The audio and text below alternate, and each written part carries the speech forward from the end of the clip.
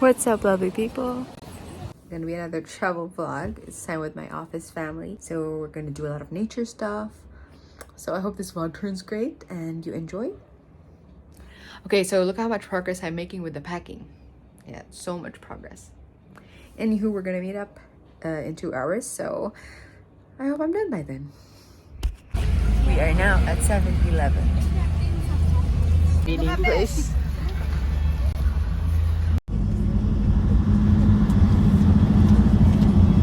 Good morning. This is our first stop. We are at a big old tree. The Balete Eco Park.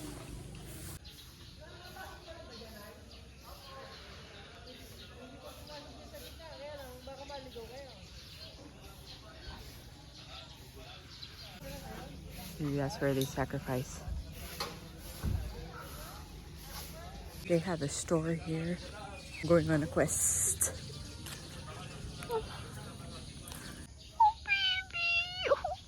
Oh, she's chained. Hi! There's another one chained over there. I'm trying to practice my camera because during Boracay trip, the frame wasn't so good, and that had me frustrated because it's a new phone. It's the latest iPhone. So my older ones were even better.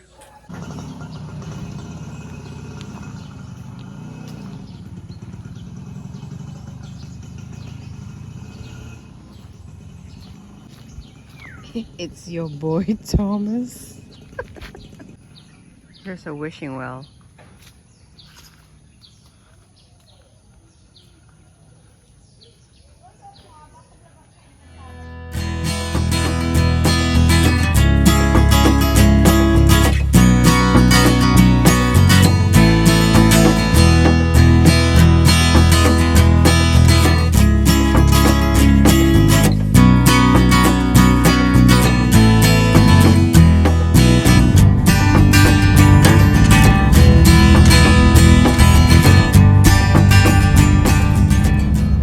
Now it's breakfast time.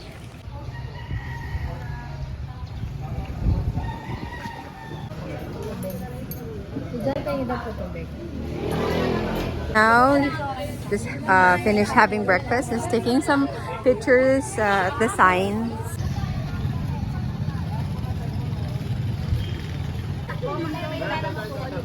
See the mountains from there. So cool. We have arrived at the place we're going to stay at. As you can see.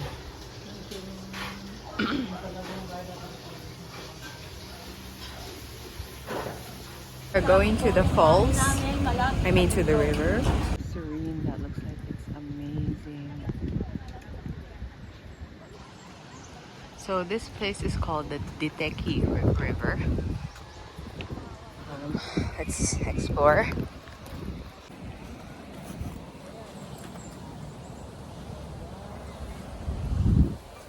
Wow, it's so clear, like emerald color. Look how clear, it's so cool.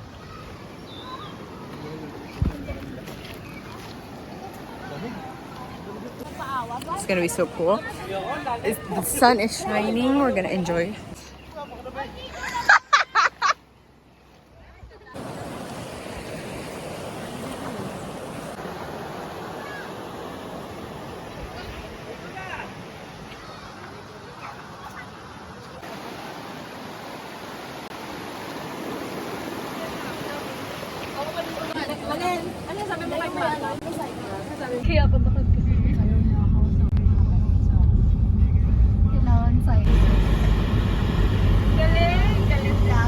So it's day number 2.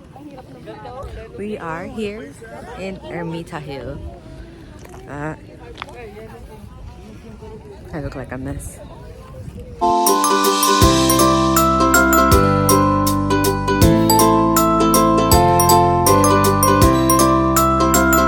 So we are going.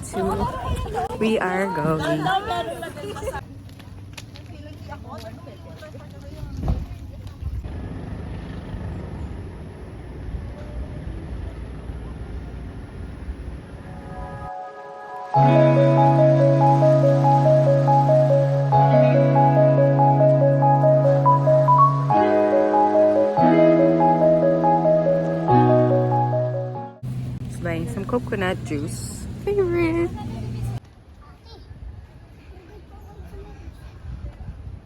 Okay lang po, kuya.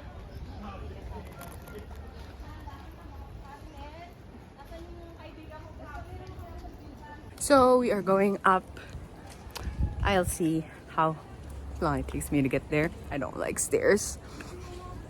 We climbed. Look at how I look now. We're all tired. So there's a view here. And a giant cross being built. That's where we're going down again.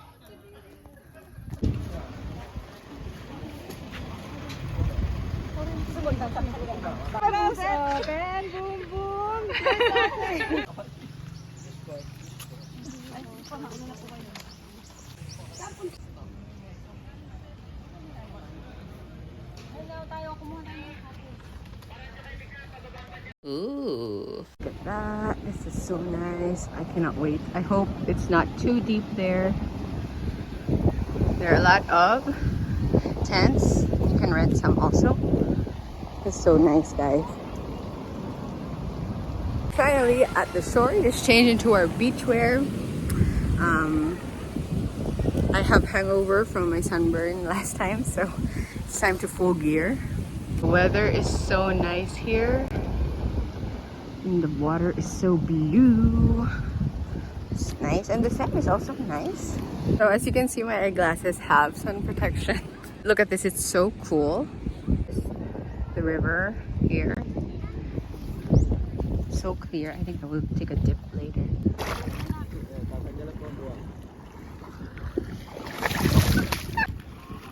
Sand is a bit grayish, but still, it's not much rocks. Fortunately, before we could even swim, clouds are kind of coming in.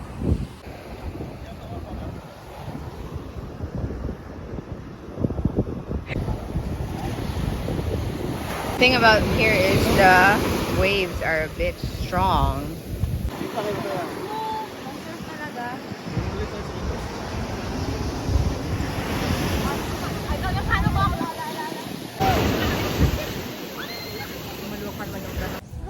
So much sand now. It's gonna play a game. Oo, para hindi tumapon. Tatanim na lang yung tubig.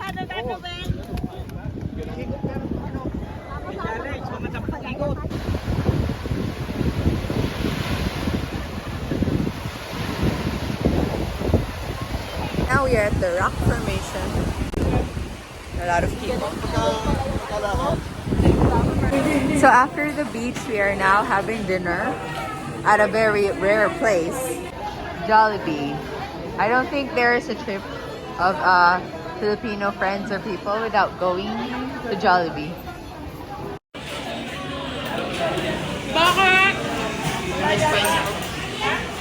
It's our last day and we're heading to the falls. Somewhere there. I can hear the river. So we are going to climb to the Mother Falls. This is just the entrance.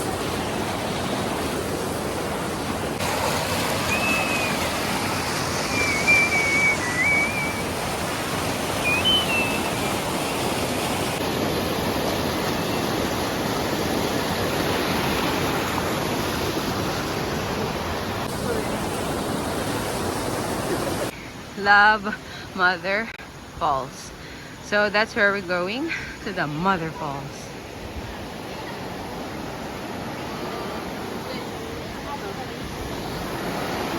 This is the first river, I guess, that we will cross. Crossed the second river. Don't ask how we climbed. There was no path. The third river, and again, there was no path. It was easier. This is, gets harder, I guess.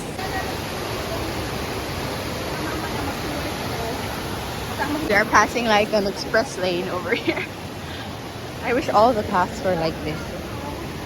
Look how beautiful the water is. So clear. Cannot wait to take a bath later.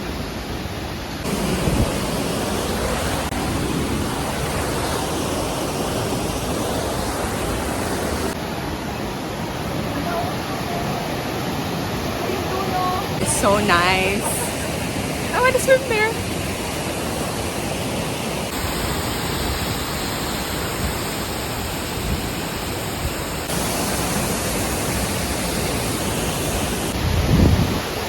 We're finally here. Can't wait to see it.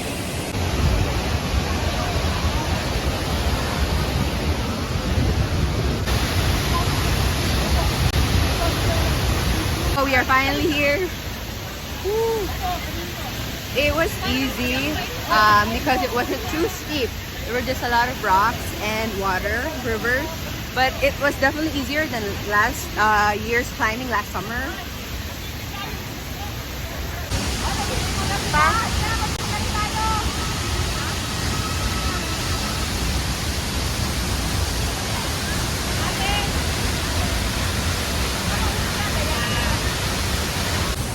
The mother falls.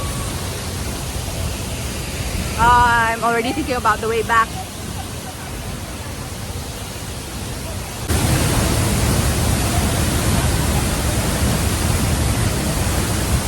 We are finally down. I didn't take a video going down because it's the same route. Now we're having snacks, coconut water, and carioca. That's what they call it. So we're gonna, I think, go back to the homestay. Buying food. I think we're going back to the homestay now. I'm going home in a few hours. So we are now leaving our accommodation. We were here for 3 days.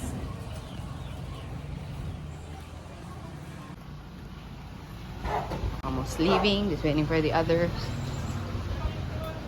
Oh, my stuff. So this is like a budget-friendly place to eat. The food here can cost like $1 or $2. So there are different types of dishes in there.